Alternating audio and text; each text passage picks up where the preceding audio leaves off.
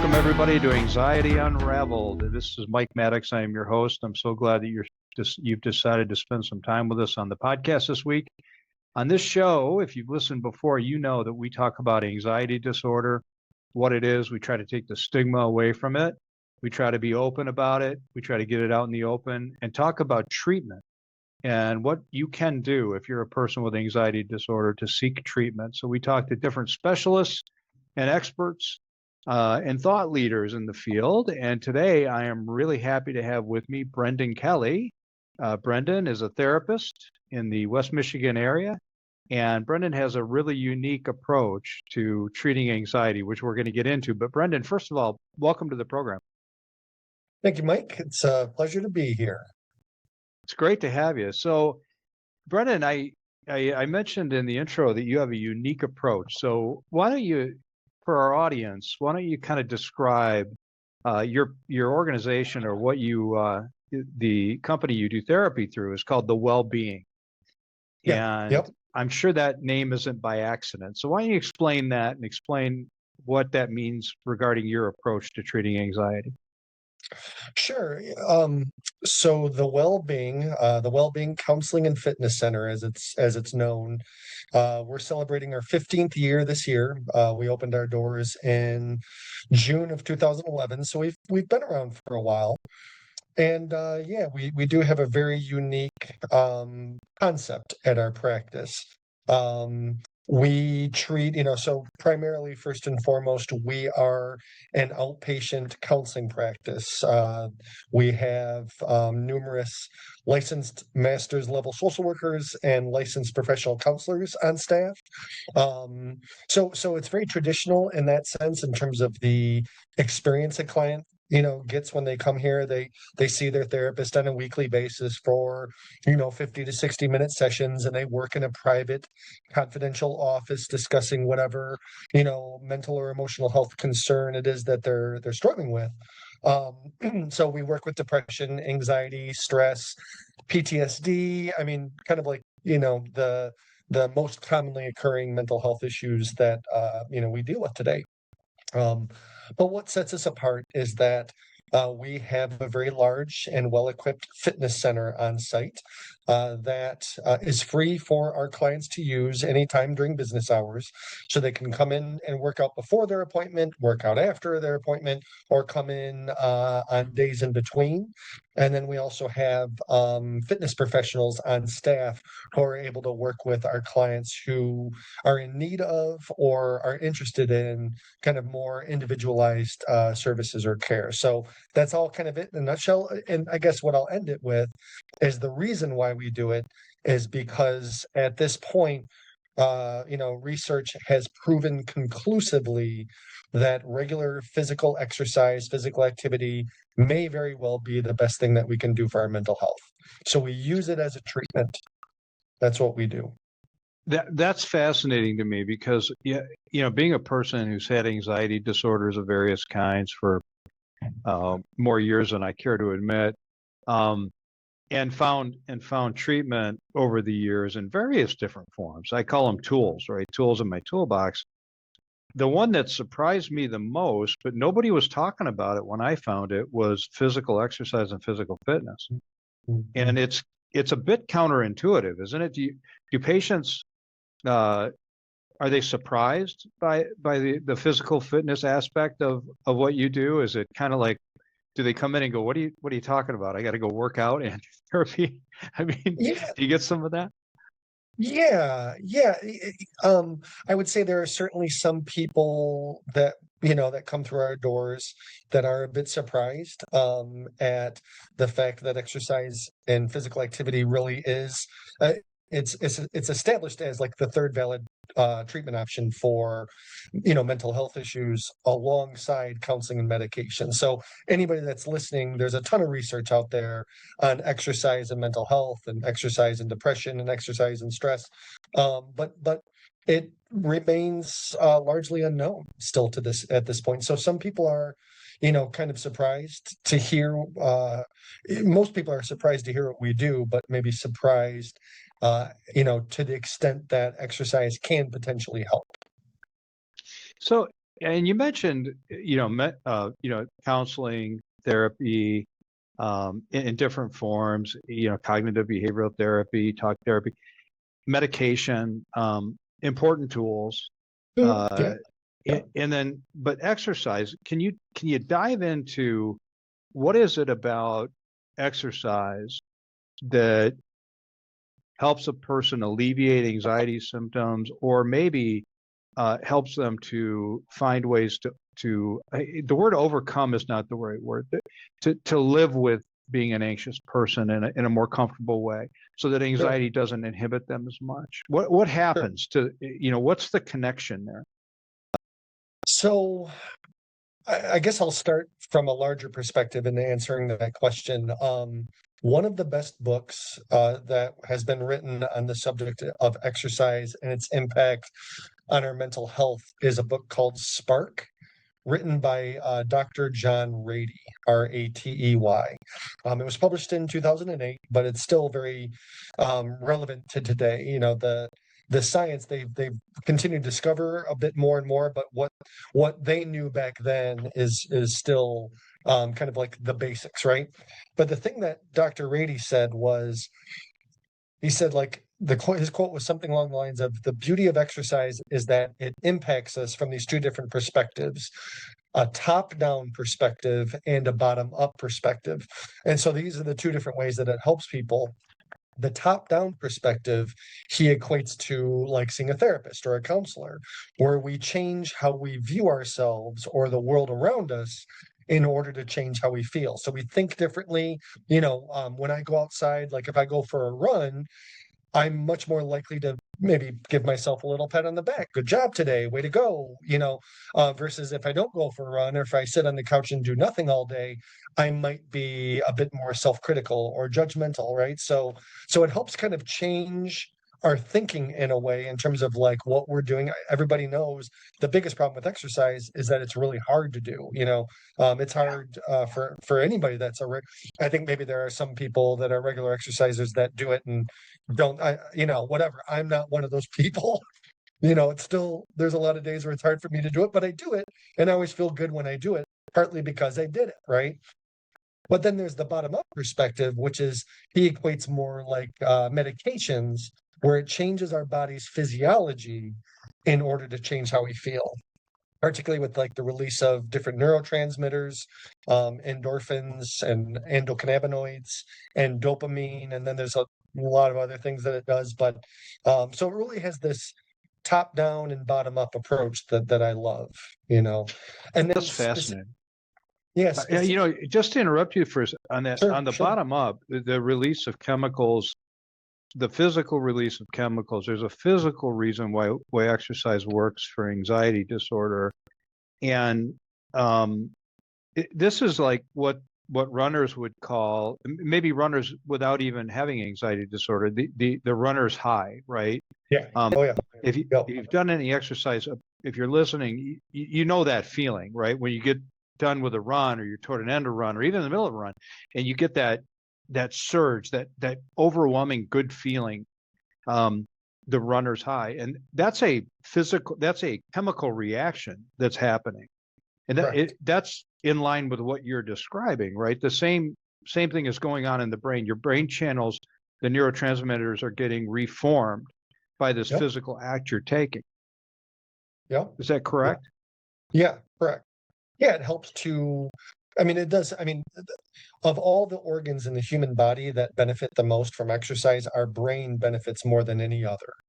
And when you think about mental health issues, one of the things that happens with chronic stress or chronic depression or chronic anxiety is that it has like a deleterious effect on our brain. It leads, our brain gets, more and more unhealthy as time goes on. It shrinks the synaptic receptors in our brains, and so it can like start to, in a way, like wither our brain. So exercise is a really great way of like helping us to rebuild and regain the health in our brain.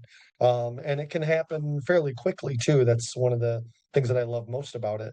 You know, Taking medications takes, a little while. Usually they say around a month. Going to see a therapist can take, before you really start to see good progress, it can take even longer. But if somebody goes out for a brisk walk today or a jog, or they go to the gym or get on their bike and, do a 25, 30-minute ride, they're going to feel better today. And that's one of the things that I love about it.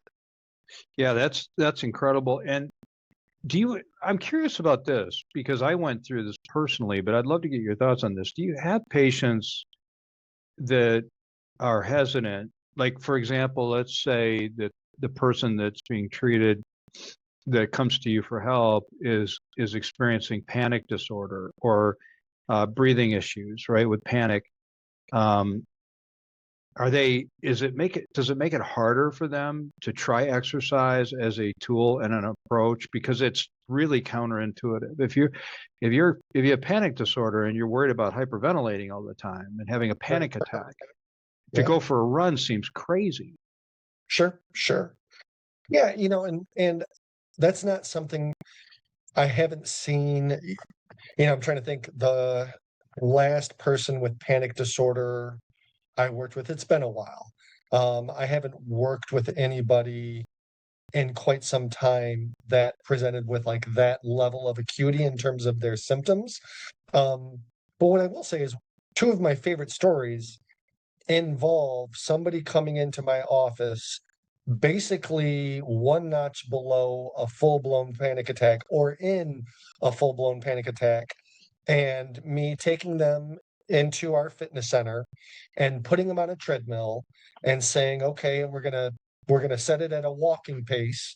We're gonna raise the incline to a pretty steep level, and I want you to go as hard as you can for 5 to 10 minutes. And they did that. And in both cases, 5, 10 minutes after we stopped, I remember one person was the first person was laughing. She was crying kind of uncontrollably for it was like, I mean, hours, and even going on days. She was just like this extended days long, anxiety attack. And I remember she came in with her mom, and she and her mom were just blown away at like the difference that made in 5 to 10 minutes. And the other person was the same impact, like where they were just like, yeah, I'm good, like literally and legitimately good. They were fine, and we're ready to go off and do something else. So none of them expressed any concern about their heart. I know that is a real thing, but you know, you're what I would say is there is no danger of somebody, I can say that very clearly and convincingly to anybody, as long as there's not other medical issues that we kind of suss out. When somebody comes in, they meet with one of our fitness instructors. All of our clients meet with one of our fitness instructors for kind of like an introductory setting or session. And one of the things that they do is they do what's called the PARQ, the Physical Activity Readiness Questionnaire. And so with that, we can, determine whether or not this person does present with some physical health issues that we might need medical clearance for them to engage in the exercise aspect of our treatment plan. And so with somebody like that, we'd want to make sure that they speak to their doctor, they get medical clearance.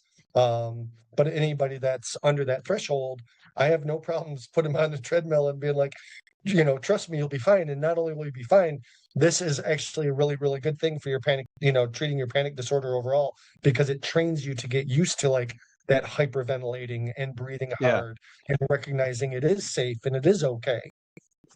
And you're not going to suffer. Yeah. It's so amazing to me. And I know, just speaking from my own personal experience, it was really counterintuitive. There was a time in my life that if you'd have told me I would have gone for a run or gone cycling, I would have said there's no way, because I was so worried about panic and breathing and hyperventilating and breathing too rapidly and shallowly. But that's not what happens when you exercise. The symptom of hyperventilation is not the same as an increased heart rate and fatigue on the body.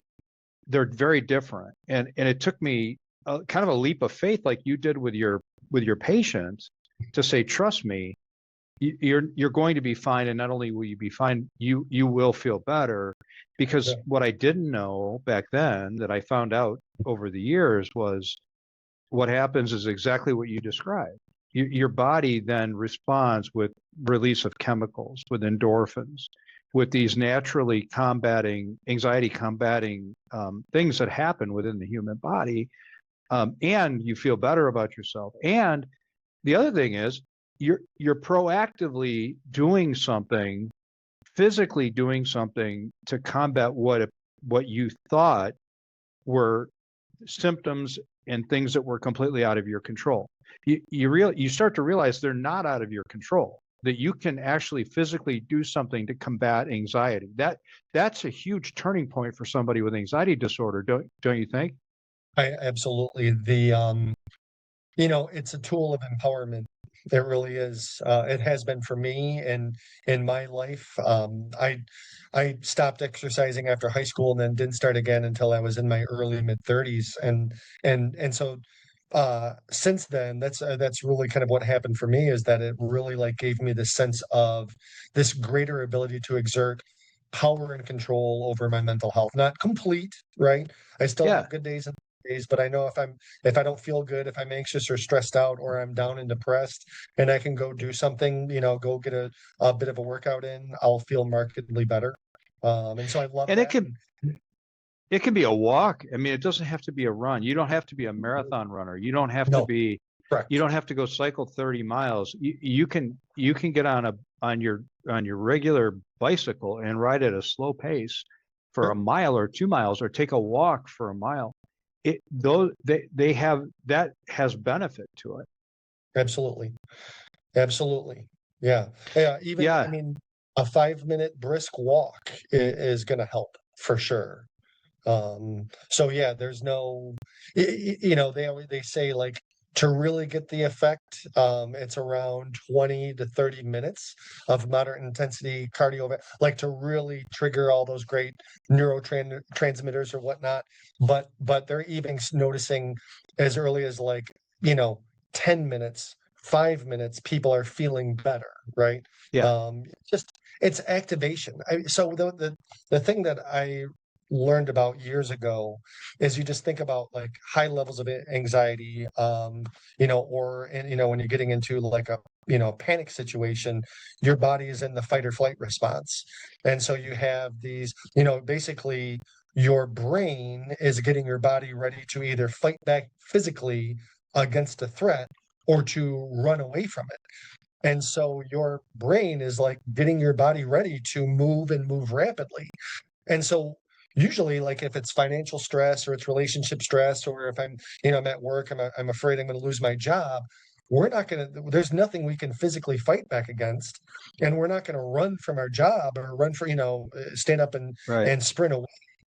But when we engage in physical activity in those moments, we're doing what our brain wants us to do and what our body is already, ready for us to do. That's why we're kind of like pre-sweating and our heart's starting to beat and we're starting to take Right. those like, exaggerated breaths, and, we get butterflies in the stomach and we feel very, very tense and shaky.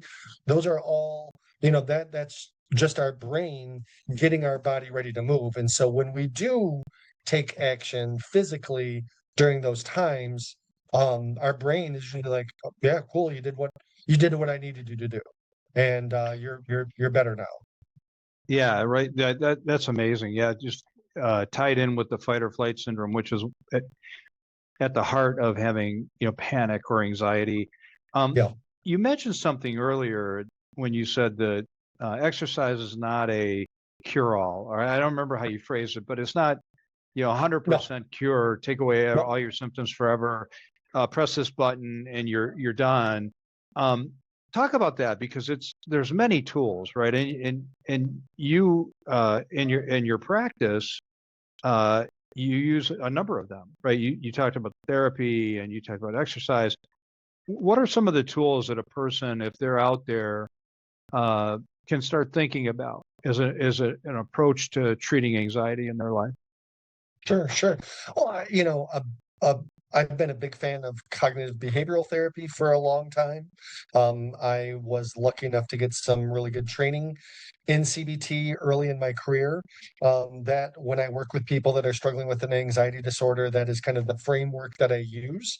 If it's somebody that's struggling with social phobia or obsessive compulsive disorder, then I'm going to go the route of exposure and response prevention, right? So getting a person to start kind of pushing back against their fear, right? So if it's social anxiety disorder and they get very anxious going out in public spaces, we're going to create opportunities for them to do that in ways that kind of push their limits but aren't too difficult, aren't too that are overwhelming. manageable, That are manageable. Exactly. yeah. Yep.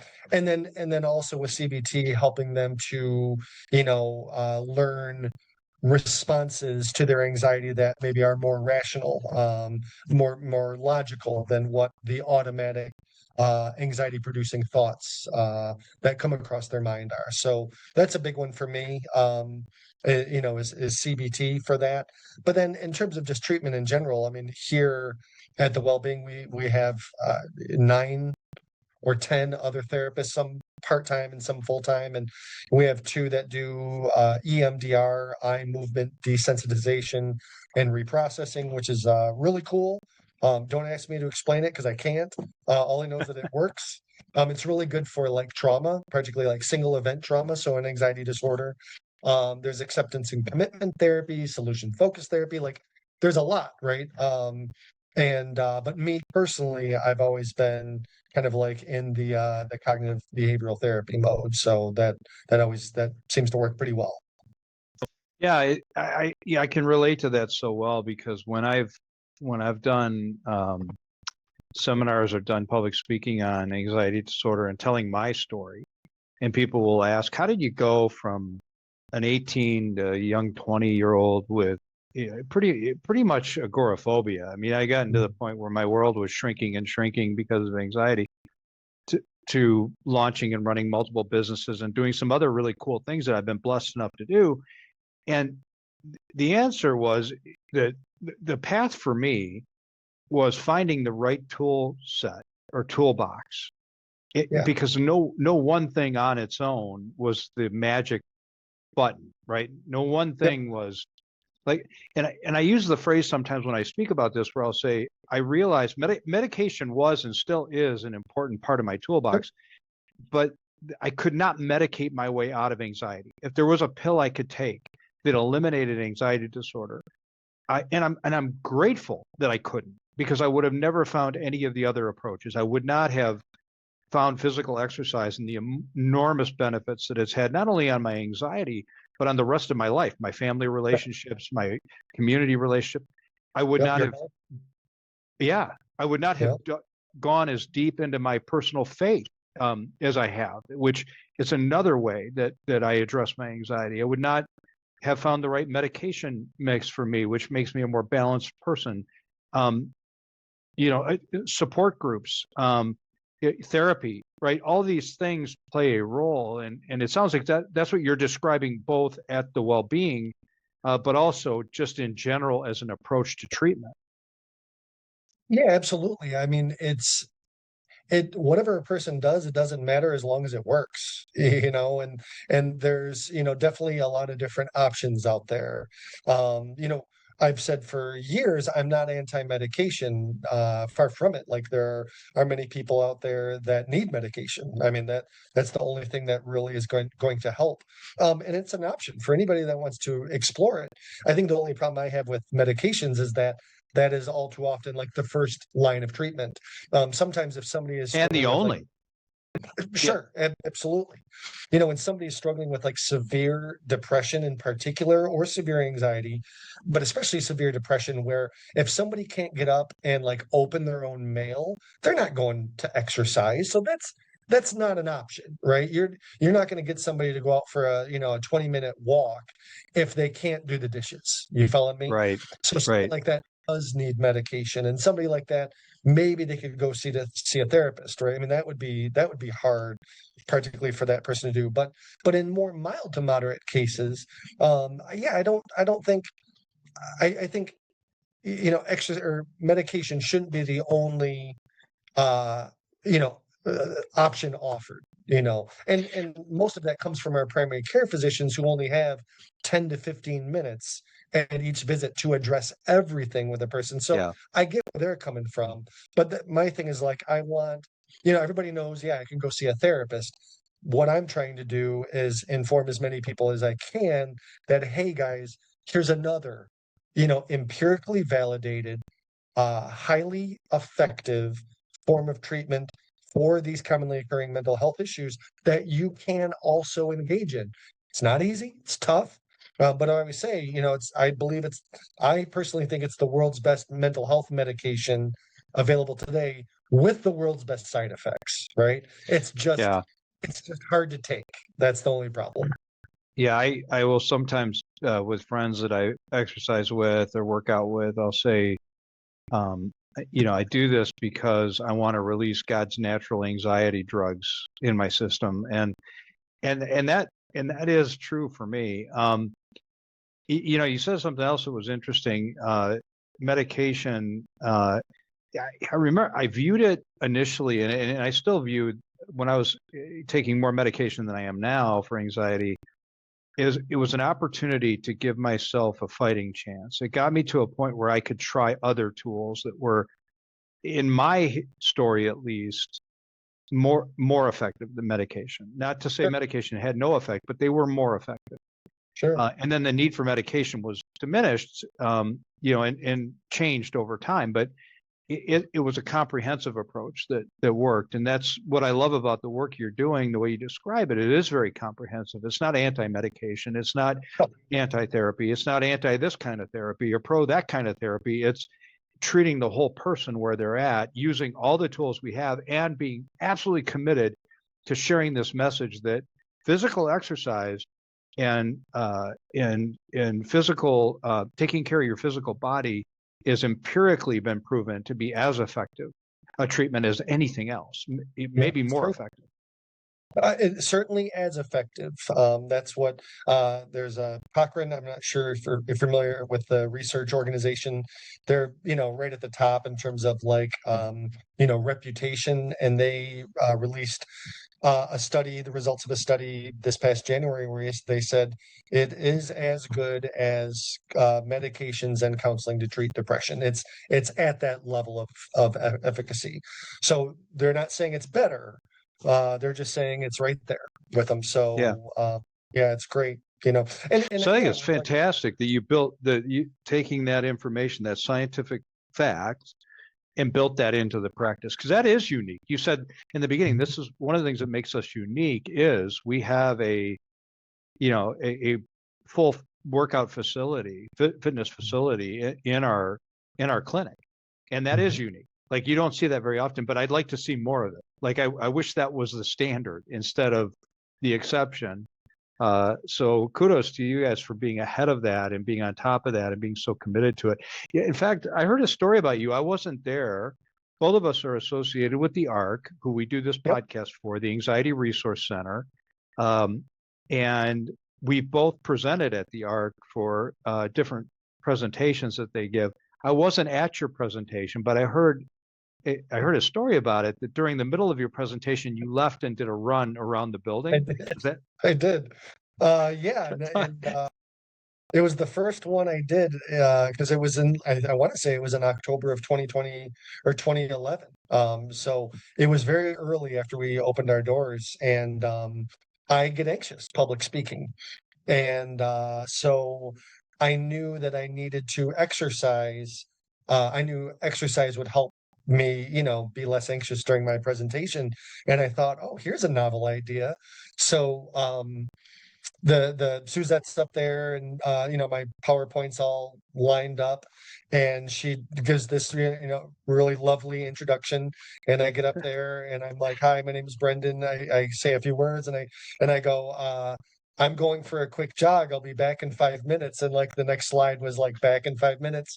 And I had like a dress shirt on and tie and dress pants and running shoes on. And I just went ripping around, the right out by the arc.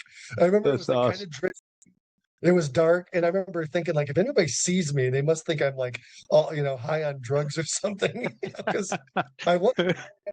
So I knew I needed to really go as hard as I could. So I do it. And like, I remember people are like looking around, like, what the heck's going on? And I came back in and just walked right in and launched in my presentation and said, this is why I did what I did. Yeah. And anxiety I mean, once my breathing and heart rate came down, I was good. I was ready to go. It's amazing what that kind of a bold, powerful, proactive step can do. Like you, I get nervous public speaking. I've done a lot of it in my career, but I'm nervous every time. Every time. I'm doing a large Every time. presentation tomorrow, and Oh, my sorry. teenage daughter asked me, "Will you be nervous?" I said, "Yeah." She said, "But you've done this thousands of times." I said, "I get nervous every time." Yeah, And every time. one of the things that I've done and I've incorporated into public speaking is I will address that in the beginning. Sometimes I will tell the audience I am terrified of public speaking, even though I've done it thousands of times or hundreds of, I don't know, I've done it a lot of times. Right now, I could black out and somebody may have to call 911, right? I'll make a joke out of it. So I'm counting on you, right? I'll look at Yeah, somebody. right. And you know what I find is so many people have come up to me afterward and said, thank you for saying that, because I am so afraid of public speaking, but I never thought I could like say it out in the open. Like it gets back to the stigma, and it's anxiety Oh yeah. disorder has this stigma associated with it. I'm afraid to admit it because people will think I'm weak. I'm afraid to admit it because they'll think that I'm not mentally strong or I have a mental health issue. And that is part of what keeps people in bondage, I believe, to anxiety Mhm. disorder. Yeah, agreed. No, no, I definitely appreciate that. Because it's the number one reported fear among adults is public speaking. More people are afraid of that than anything else, apparently, from what I've read. So it's very common. And I've I remember when, but it wasn't all that long ago when I started to say, hey folks, yeah, I get anxious public speaking as well. And yeah, but exercise is a good cure for that. What Yeah. I've done is I'll bring a jump rope with me. A lot of times, like I'll be up, on stage as people are coming in, at the front of the room and jumping rope. I've done the run out of the building. I did I that love it. a couple of years ago, and it gets people's attention, and it really kind of like it brings home, the topic that I'm going to be talking about. So, It yeah, ties in perfectly, and it also shows people that it's okay to admit. I mean, when I used to facilitate groups at the Arc, and people would talk about their fear of being labeled as being weak or some other, misconceived belief.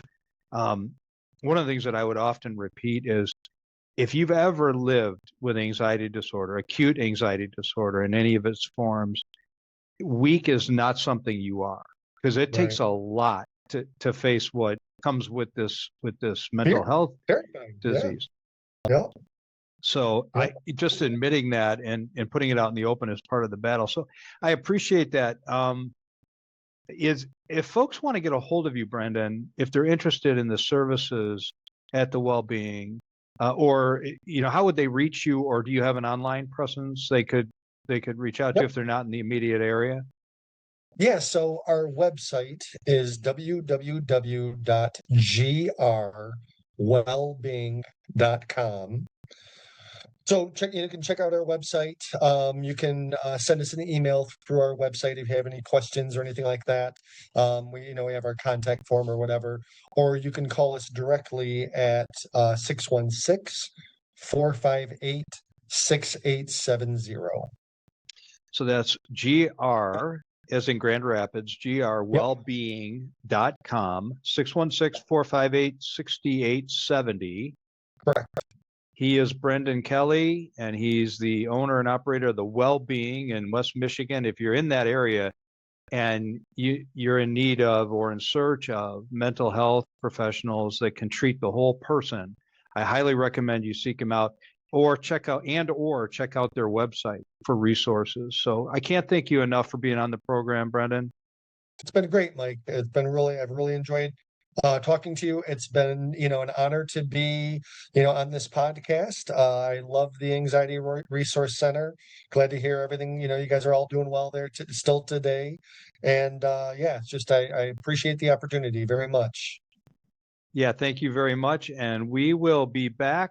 I appreciate you. And we will be back with more episodes on Anxiety Unraveled in the very near future. So make sure you click the like button or subscribe button. And we appreciate you. If you're a person with anxiety disorder, check out the Anxiety Resource Center also at anxietyresourcecenter.org. Lots of resources there, support groups, lending library, presentations, lots of things to help you in your battle.